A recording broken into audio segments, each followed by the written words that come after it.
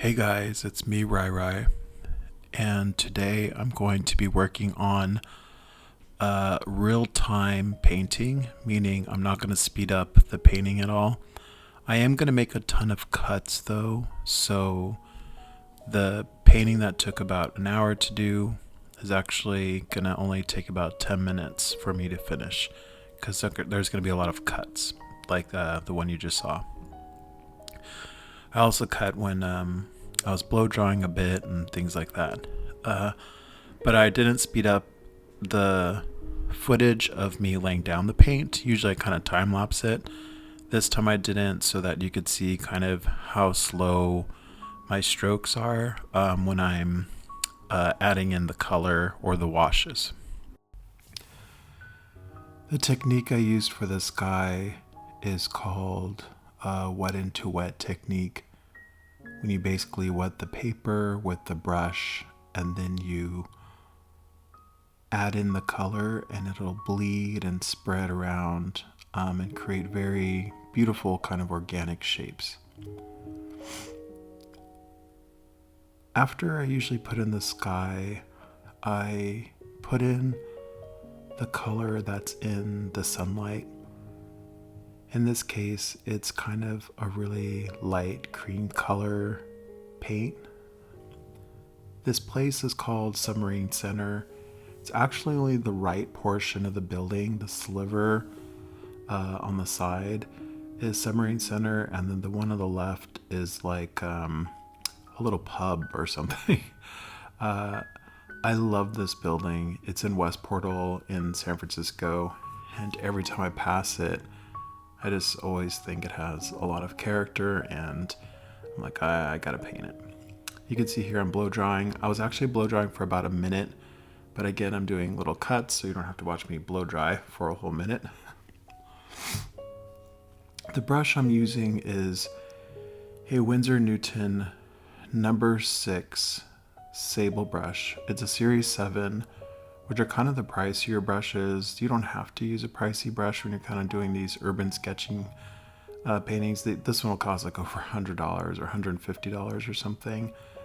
Winsor Newton makes a synthetic sable brush, which I actually preferred for a long time more than this brush, just because I like the stiffness of the bristles a lot more. These bristles are a little bit more flimsy, and it took me a little while to get used to it. But now I use them because it really helps when I'm filming the videos to like not have to reload my brush so much, because it holds just so much more water and paint. I did like kind of the little trim of the building, and then I let it dry. I think I got a phone call.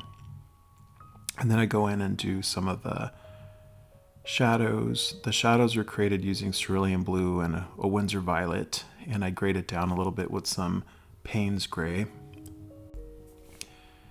If you're a beginning artist, one of the things you should try to learn a little bit, helps a lot, gives the illusion of light a lot faster, is if the light that the sun is casting onto the object, let me put this more simply.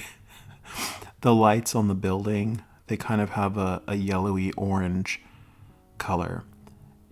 The opposite of yellow orange is a blue violet. So that's kind of what I'm putting in the shadow. So if you use opposite colors, you could look up a color wheel online.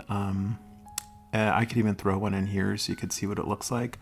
Opposites on the color wheel, or complementary colors we call them, if you use them together, it'll give the illusion of light.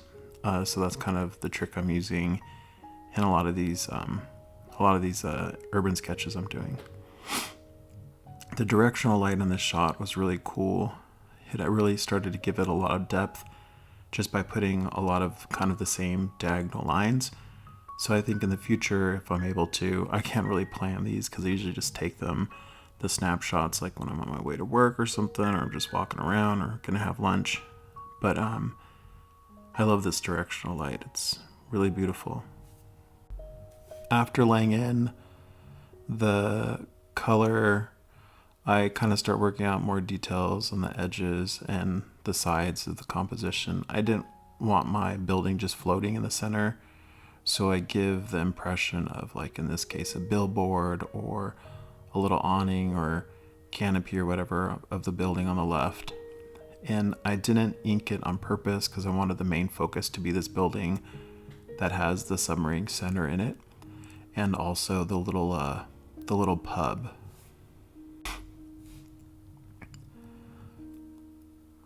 This Submarine Center has this really cool, you can see the little sandwich there. It's kind of like a three-dimensional sign, I think, too, which is pretty cool. And then this little entrance to the pub is so cool because I'm going to just say everything's cool about this building, it really is. But it looks like a little castle entrance almost. So that's what I really liked about it.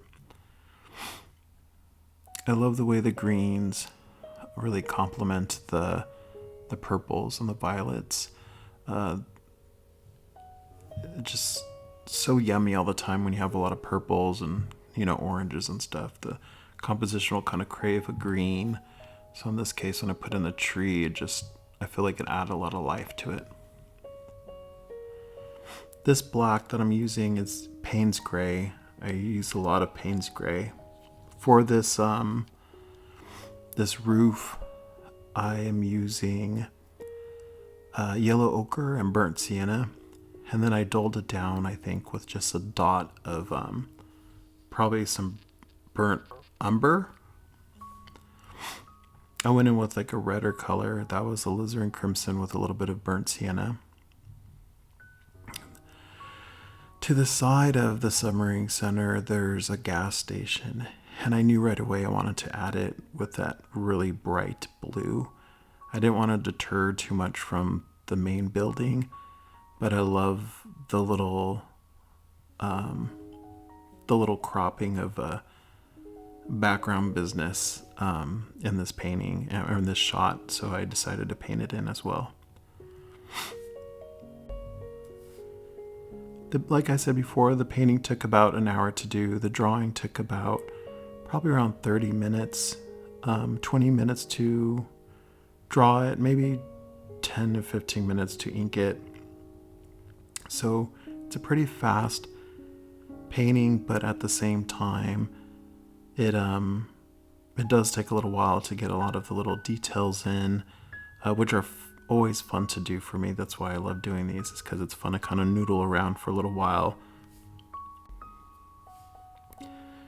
Submarine Center is a pretty cool business. It's always crowded whenever I go. I haven't gone in a while actually because of how crowded it is, but they just serve great sandwiches. It's just those like corner deli places that seem like a hole in the wall, but they're just, I don't know, magnificent. I love it. Reminds me when I was little, growing up in like East LA, my parents would take me to like a little Italian places to get sandwiches, and they're just always the best.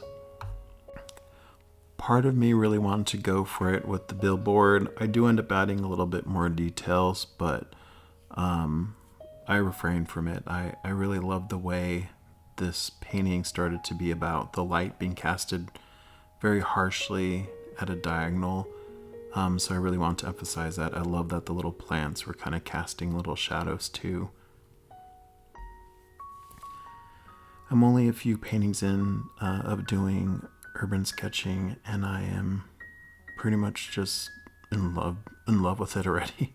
I can't wait to paint on site. If you've heard my other videos before, you probably heard that I have rosacea and skin cancer in my family, so I try not to be out very long if I am going to be sketching outside in the sun or even in the clouds, because it's always cloudy kind of in San Francisco a lot of the time, but the sun still penetrates through the clouds, and it's just something I can't be in very long, the sunlight. But I do love painting buildings now. I never liked painting buildings. If you see my other artwork, it's always organic forms like portraits and animals and leaves and flowers, but never buildings usually. I would avoid them at all costs. And now I'm kind of simply in love with them. I was pleased with I was really pleased with the results of this one because it came together in a very easy way. I was kind of just daydreaming, listening to music. Here I am going in with some white, so Winsor Newton white ink.